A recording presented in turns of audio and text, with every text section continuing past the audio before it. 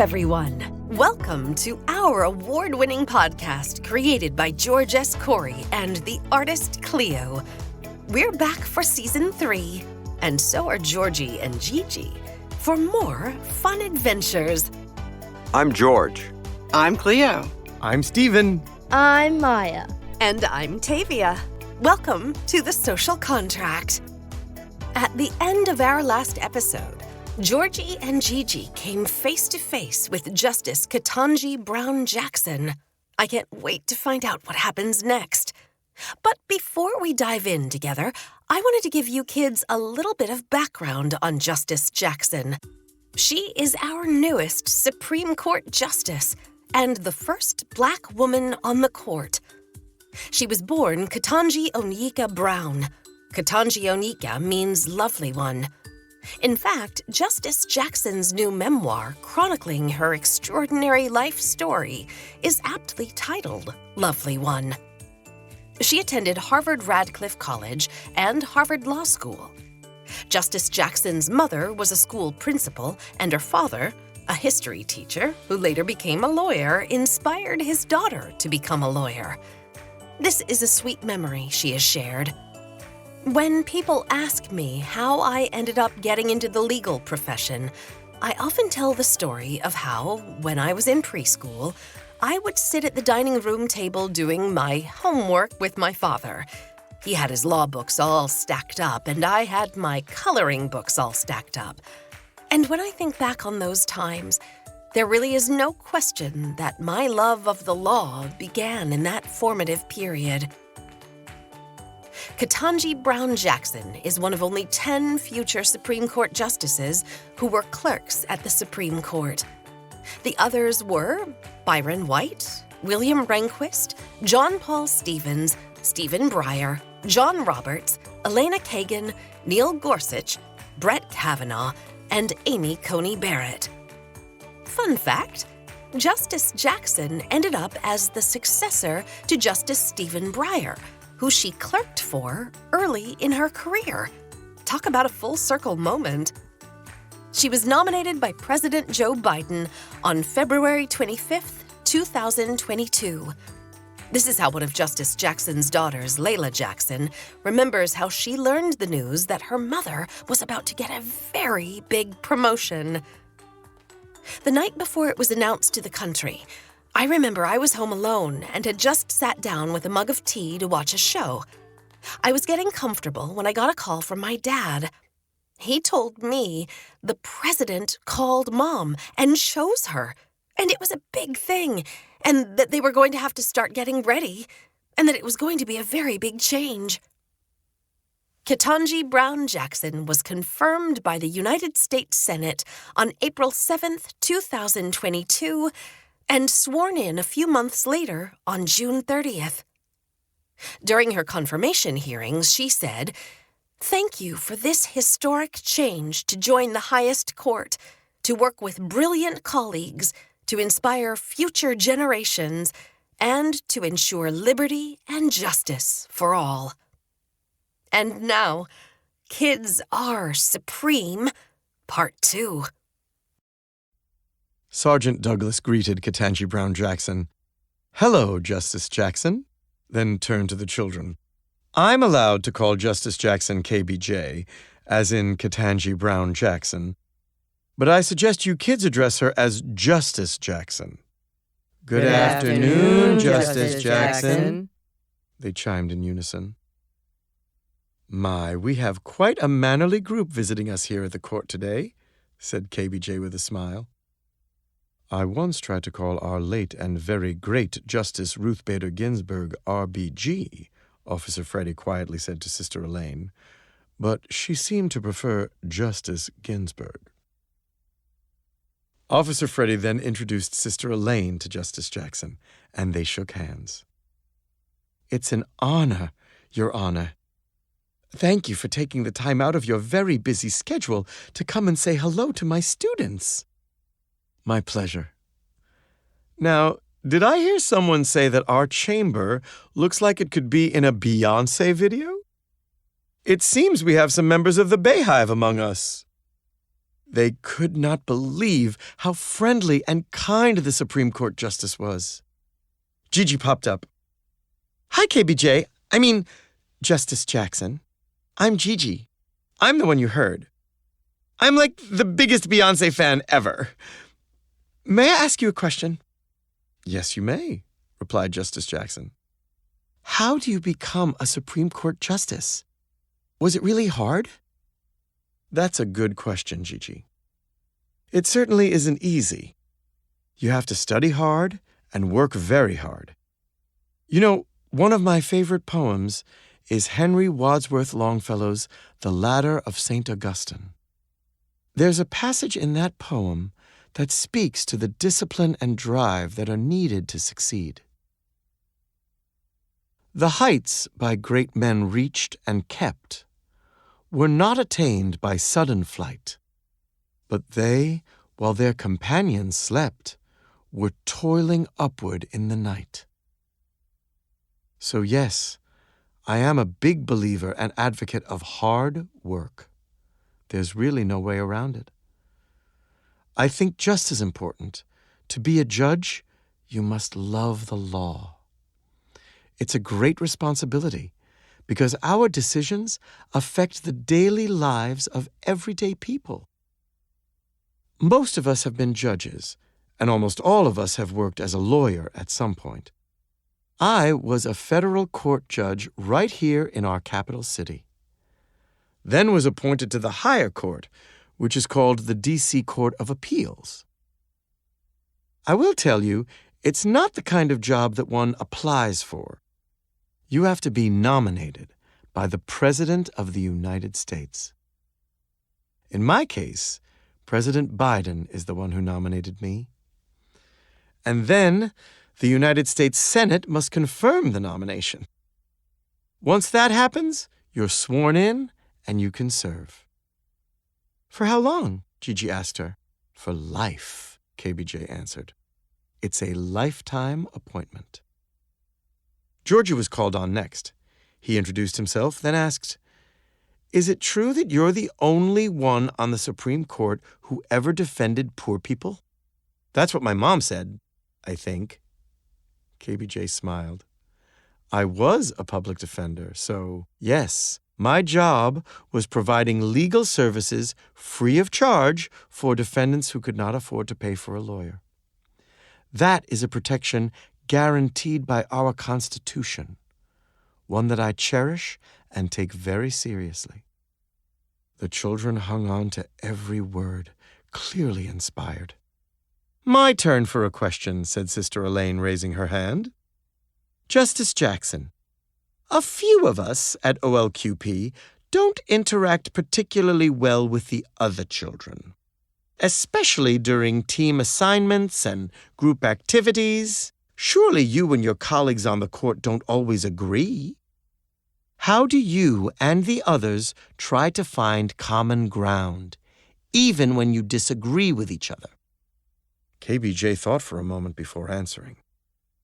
I think that the Frog and Toad book series can be instructive here. Some of you may remember that book from way back when you were kiddos. It's the story of, well, a frog and a toad, with very different personalities. But as they embark on various adventures and find themselves in different kinds of situations, they learn to accept each other's differences and become friends. Sister Elaine nodded along, saying, I couldn't agree more, Justice Jackson. As I always say, we are better together and... Right on cue, her students joined in, replying, Teamwork makes the difference. I like this group, said KBJ. Well, it has been lovely getting to spend some time with you kids. Before I get back to work, I have a question for you. Does anybody here like frozen yogurt? The kids jumped up and down screaming, yes, yes, yes! They loved Froyo. KBJ explained how, thanks to Justice Elena Kagan, the Supreme Court cafeteria now had its very own frozen yogurt machine. She then told Officer Freddie to please escort the children to the cafeteria where they could help themselves to frozen yogurt. They all clapped for Justice Jackson and thanked her for taking the time to visit with them, and for the frozen yogurt. After enjoying their sweet treat, they said goodbye to Officer Freddie and boarded the yellow bus that would carry them back home. Officer Freddie waved to them with both hands as they drove away. Sister Elaine reflected on what a terrific experience it had been for her class to visit the highest court and to meet a Supreme Court justice. Ketanji Brown Jackson had already made history as the first Black woman to be appointed to the Supreme Court. It was Sister Elaine's strong belief that this achievement was only the beginning for KBJ, and that she would be remembered for her singular contributions to the court as well as for who she was as a person. Meanwhile, G and G were huddled in their seat on the bus, studiously quizzing each other with the Supreme Court quiz pamphlet that Officer Freddie had handed out. They bounced questions off each other, Georgie quizzing Gigi, then Gigi quizzing Georgie. Georgie started. Okay, how many Supreme Court justices are there? A, 9, B, 10, C, 11, or D, 13? Gigi huffed. Too easy. A, there are 9. She thumbed through the pamphlet. Okay, my turn. Officer Freddie asked us this one. See if you can remember the right answer. In addition to the judicial branch, what are the other 2 branches of government? Legislative and executive, replied Georgie excitedly. Then he asked Gigi a multiple-choice question. About how many cases does the Supreme Court hear each term? A, 20, B, 50, C, 100, or D, 500? Gigi squinted and answered, B, 50? Georgie made a buzzer sound, then told her the correct answer was C, 100. Oh, this is a good one, said Gigi. Who was the first woman to be appointed to the Supreme Court by President Ronald Reagan? A, Ruth Bader Ginsburg, B, Sonia Sotomayor, C, Elena Kagan, or D, Sandra Day O'Connor? I think it was A, Ruth Bader Ginsburg? Nope, she was the second, Gigi informed him. The first was Sandra Day O'Connor. The correct answer is D. Georgie's turn. What do the Supreme Court justices traditionally do before they hear a case? A, shake hands. B, join hands and sing a song. C, pray. Or D, high-five one another. Gigi giggled. I can't see them singing or high-fiving. I think it's either A, shake hands, or C, pray. I'm going to go with shake hands. Correct! G and G continued quizzing each other, which made the bus ride go super fast. When they arrived at OLQP, the kids spilled out of the bus and ran to meet their parents in the pickup line. Georgie's grandmother, also known as Grandma Marie, had been sent to pick up Georgie and Gigi. She surprised them by stopping for greasy fries and onion rings. G and G told Grandma Marie all about their trip and how they'd even gotten to meet an actual Supreme Court justice. Her real name's Justice Jackson, but we call her KBJ, Gigi said, giggling. She was smart and nice, and I decided I want to be just like her when I grow up. Grandma Marie was pleased to hear that and said Ketanji Brown Jackson was an excellent role model. Georgie then shared the plan he and Gigi came up with on the bus ride. We're going to be the first BFFs from OLQP to get on the Supreme Court together. But I get first dibs on frozen yogurt, Gigi said, as they both cracked up with laughter. Grandma Marie just looked at them, not sure what frozen yogurt had to do with the United States Supreme Court. What a satisfying end to Kids Are Supreme. I'm suddenly in the mood for a frozen yogurt sundae. And can I just say how happy I am that George's Grandma Marie made an appearance in this episode? Who doesn't love a spunky grandma? Now, Maya and I were having so much fun listening in as the two Gs quizzed each other, we decided to keep it going with a couple more questions. I'll go first. Which Supreme Court justice said, "Fight for the things that you care about, but do it in a way that will lead others to join you"? Was it A. Thurgood Marshall, B. John Paul Stevens, C. Sandra Day O'Connor, or D. Ruth Bader Ginsburg? Well, first of all, that statement is saying a lot.